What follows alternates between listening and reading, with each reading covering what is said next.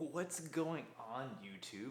It's your boy Sean, and welcome back to a relatively short video that I want to make today. So the other day I was actually browsing YouTube like everyone else on this planet, and essentially I was just looking at reviews. I have shot a lot of different brands in the past. I started out using Canon, I then switched to Sony, and then I went to Fujifilm, and then I had to sell all my Fujifilm stuff, and then I bought a Nikon D850, and then I have a Nikon Z6, what I'm filming on right now. But actually, then I sold my D850 then for an X-t3 from Fujifilm again. I just want to kind of make a video today kind of explaining why I did that, just kind of how the camera makes me feel. It's not necessarily like a review, like technically speaking, so like tech specs, dynamic range, like how it handles low light performance or the resolution or how good the 4K 60 is. This is just more of explaining how a camera makes you feel versus how it would perform. Because as I was watching all these reviews about the Fujifilm X-H1, everyone was just spitting out specs, except for a few people that just kind of just said, hey, this is a great camera and this is why. They didn't really get too in detail into the specifications of the camera, and I really like that. Sometimes I don't think it's always about specifications.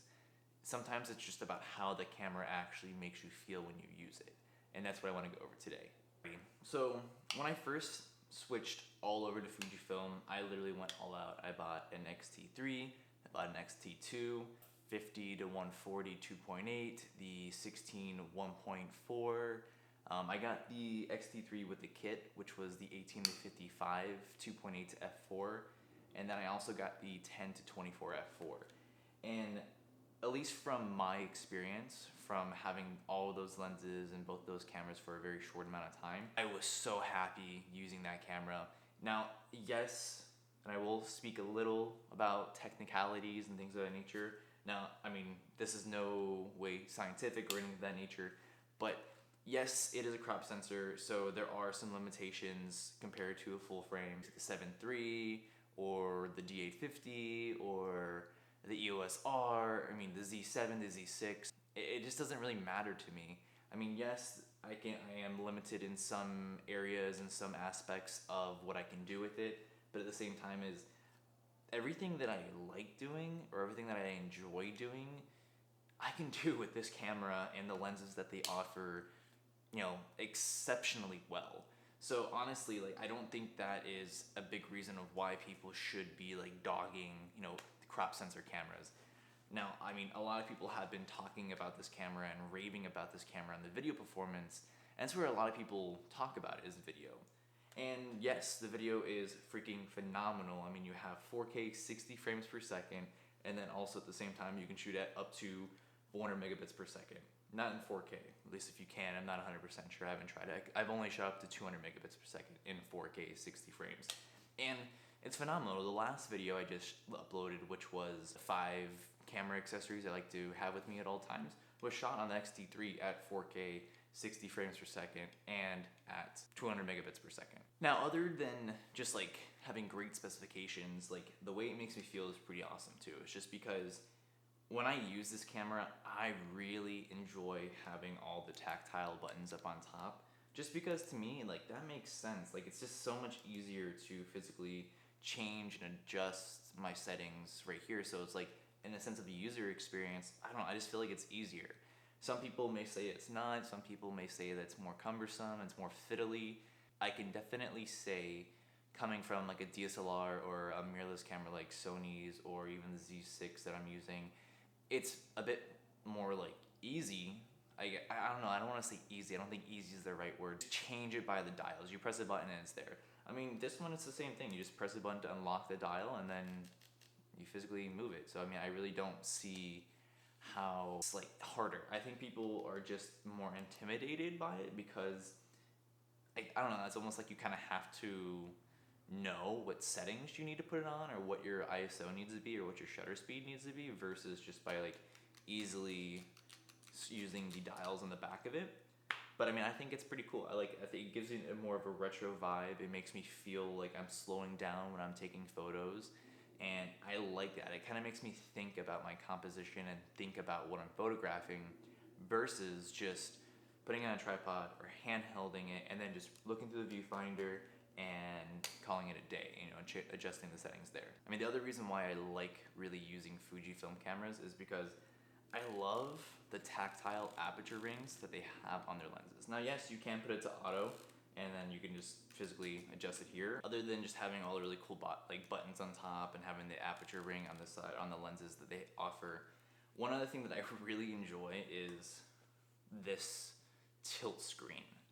Now, yes, it's not a fully articulating screen. I could really care less. I mean, I've vlogged on a camera. I'm using a camera that doesn't have a screen that I can see myself, and I just get over it. Like, I think it's such a stupid thing to keep bitching about over and over and over again. Like, people don't need to have a flip out screen to vlog. Yes, it makes things easier, but god damn, it is not a huge deal. Yes, this camera may or may not be for vlogging or whatever the case may be. There's no image stabilization in this lens. There's no IBIS in the actual camera body. But like for the X-H1, it has IBIS. Shoot on a wide lens, and you're good to go. I mean, the IBIS is going to work, and if you're shooting on a wide lens, even if there is shake, it doesn't show up that much. But I love this because coming from a Sony, coming from a Nikon camera, this is amazing because I do a lot of vertical landscapes. So this is so much easier than having to actually get down on my knees or get as low to the camera as possible to see what I'm shooting. Now I can actually kind of be a little bit more comfortable and just kind of stand up or crouch and see what I'm looking at versus having to like bend down, try to see through my viewfinder because it's too bright. They just did it right on this camera, on their Fujifilm cameras. They did it really good. I love this screen. I know a lot of people don't think it's useful. People don't think that it's like beneficial, but I think it's extremely beneficial. So Fuji, great job. The thing that I really, really love is just the fact that the colors that come out of this camera straight from the freaking camera is so good. Like, it's just amazing. I love the fact that I have Eterna. I love the fact that I have chrome. They're sepia, they're black and white. I mean, just overall, every single film simulation that comes out of this camera is spot on. Like, it's so good. The colors are just amazing, and I just love having that literally within my fingertips and inside this camera. And all Fujifilm cameras are just, it's such a nice feature to have, and such a good thing to have as well. And they put so much time and effort into replicating those film stocks to a T, and it's just amazing. So another one, good on you, Fuji. Also too, I just like the fact that when I use it, I just have fun. Like, just using these cameras are just so much fun. They're small, they're light. Even with the battery grip, it's not that heavy. I mean, if you take it cuts down on the size tremendously. I mean, like, it's so light. So I mean, I just love how light these cameras are. I love the small form factor of them. I mean, if I need to shoot, for longer periods of time, yes, I'll have the battery grip on. So if I'm doing any kind of video work, I'll have the battery grip on there. Then it'll give me 2 extra batteries. I mean, just overall, it's just awesome because then you also have a bigger grip with the battery grip on there. So it's really, really nice. And then one final thing that I would like to just quickly mention about this camera and about Fujifilm cameras is aesthetic. Oh my goodness. I know it sounds so stupid to say, but honestly, like, if you buy a camera, if you buy a TV, if you buy a car, like, you want it to look nice. Like, you want the picture on your TV to look good. If you're buying a 4K TV, you want it to be the best 4K TV. If you're buying a car, you want it to look nice.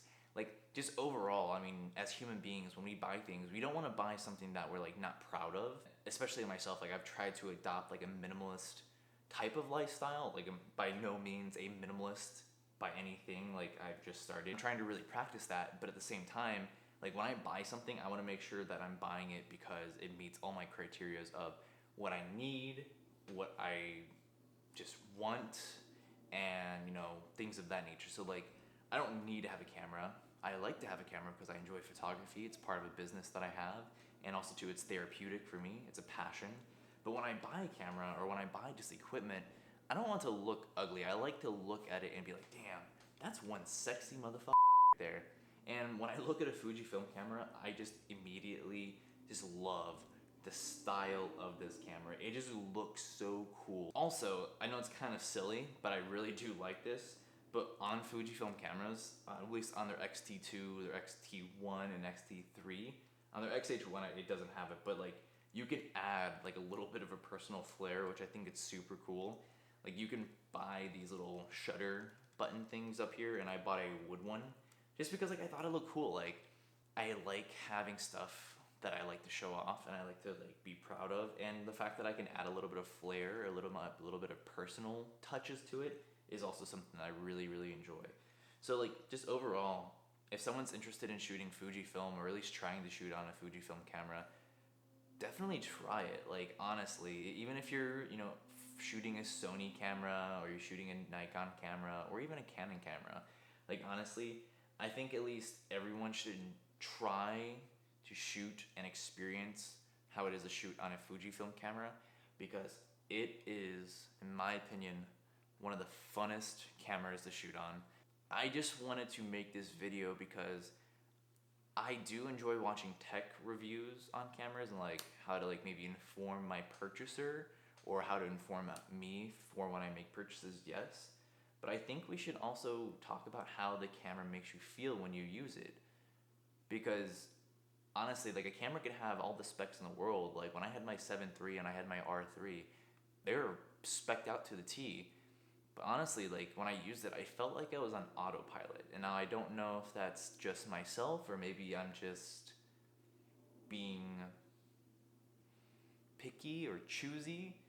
But when I use this, I actually feel more like a photographer. And that's just my personal opinion. I don't want you to think that I'm calling you guys not a photographer or a videographer because you use another brand. I'm just saying, personally myself, is that when I would use my Sony, when I would use my Nikon cameras, I felt like I was on autopilot. I felt like the camera was doing more work for me. Maybe I'm just, I don't even know, maybe I'm making no sense, but in my head, I just enjoy using this camera so much that honestly I can get it. I don't care if it's not full frame. I don't care if, you know, the dynamic range is not the best. I don't care that I don't have 42 megapixels or 61 megapixels. I just personally enjoy using this camera so much that all that stuff doesn't matter to me, and I will gladly use this over other cameras any day. Alrighty guys, thank you so much for watching. I appreciate it so much. Thank you for letting me babble along, and thank you for listening to me babble about what I love so much about my Fujifilm camera. And I would definitely love to see in the comments below, if anyone's watching this, if they have, you know, just a personal preference and why they love using their Canon, their Sony, their Nikon, their Fujifilm camera, their Olympus, or their Panasonic camera. I would definitely love to see what you guys love about your cameras, because it can't just be that camera that I love. I mean, everyone's opinions and everyone's ideals are different than, you know, the person next to you, so obviously there's going to be people that have different opinions. But I would love to see what you guys think, and I would love to read and communicate with you guys, because I think that would be awesome. So, it's your boy Sean signing off, and I will definitely catch you later. Thank you for watching. Subscribe, like, and comment below. I'll catch you later.